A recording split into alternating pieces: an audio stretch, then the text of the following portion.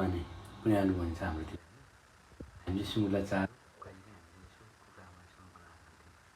तर तरिका के कुरो छ क्या, हेर्नुहोस् है ल। कलेर काटेर लिएर धुयो मजाले, अनि पोलेर मजाले यसरी हेर्नुहोस् है, मजाले पोलिरहेको छिन्, उकाउँदै छिन्। उकाएर चाहिँ होइन, अब पोलेपछि यस्तो कालो भयो टमाटर।